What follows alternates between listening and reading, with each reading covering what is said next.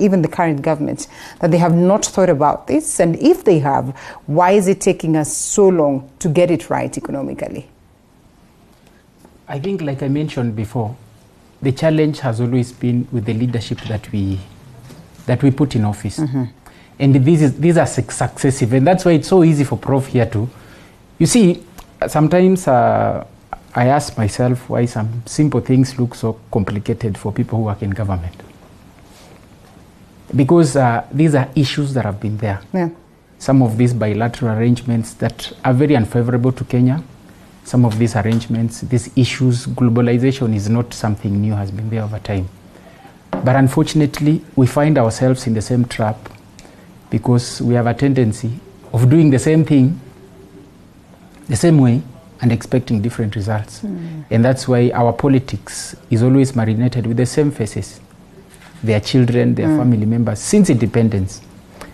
That is where we need to start having our conversation. Like we already mentioned about politics, everything starts from there. You put businessmen in charge of your country, they will go into government to do business. One would want to ask, and especially when you're talking about the family conversation, perhaps the dynasty, if you'd want to say it or look at it that way. We have had also other countries, say African countries, that really it has not been about, family A and family B. We have seen African leaders taking the lead, from nowhere. But really not much has been done in terms of, environment economic turnaround or even making the countries better. So can we really peg this argument on that? You see, there is something called the common sense of inheritance. When you talk about the common sense of inheritance, for some of us who grew up in the villages, you'll realize that if the grandfather was a teacher, there's a possibility that the entire lineage will have teachers until something else happens, until a rebel turns up, who sometimes can even be cast out of the family. Yeah. If the patriarch or the matriarch was a doctor, there's a tendency of. So when we talk about families in this context, of course we have the UK where the family is in charge, but what motivated the matriarch or the patriarch into that profession or that position?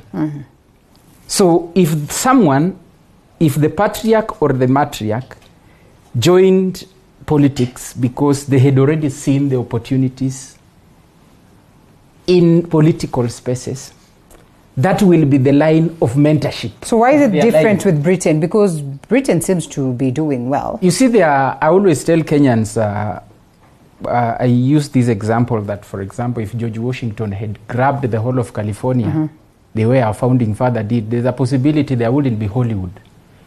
I still insist on the motivation and the kind of mentorship systems and lines that we've created.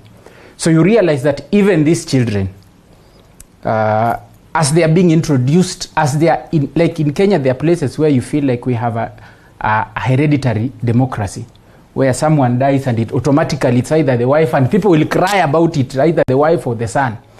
So when this son is being inducted into that position, there is something that is being told to do.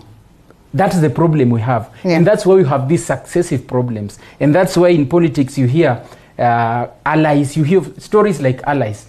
These allies are not based on national or global interest. These allies are based on the fact that if I have someone who is in my corner, then it's easier for me to move around. And that's the difference between some of those developed monarchs, or even where families have been in charge, and countries like Kenya. And when I talk of family, I'm not being specific to the surname. I'm talking about we have biological ones and we have political ones that are just passed around among us close allies. And these are some of the things that are created by a political system that has legalized them. And I think it's a sorry state. So some of these things, like he said, Prof mentioned about Solomonic. Solomonism sometimes requires some very radical and unpopular decisions that will serve the purpose. And there are a few examples in Africa where you see some of those radical. People will talk about the human rights issues in Rwanda. But if you go to Rwanda today, things are working. When you step into that country, you realize that there's a law that serves everyone.